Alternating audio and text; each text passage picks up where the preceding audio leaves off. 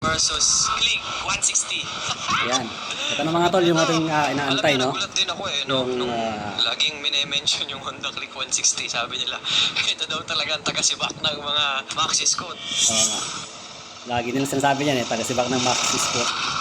Sabay. Malakas daw yung Honda Click 160. Ayan. Ayan. Lakas mo na nga ng Aerox. Nag-umpisa na. Ayan na, Click. Ayan na. Click nga mga tol. Wala mo. Click. Sige. Sige. Malakas nga ang click. Ayan, lakas na. Matuloy nga ang click mga tol. Ayan. Layo na agwat eh. Diba? Matuloy nga ang click mga tol. So sa mga nagko-comment dyan, no? Na ang patry naman ng Honda Click 160 at Aerox. Ayan. So tagos. Tinagos ang Aerox mga tol.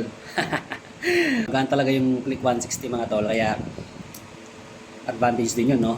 Pero ayun, walang excuses mga tol. 155 versus 160. So advantage talaga ng Honda Click 160 is magaan siya, di ba? Same lang silang bigat ng Lexi. Okay, mamaya ulit yung Lexi naman. Alright, so napatunayan na natin mga tol na ang sa video na to ni Idol Kapwa na malakas talaga yung Honda Click 160, no? So, congrats sa mga naka-Click 160 dyan. Tumatagos talaga sa Aerox mga tol. Ayan.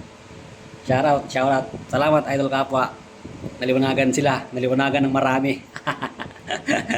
Ayan, alright. Bye-bye.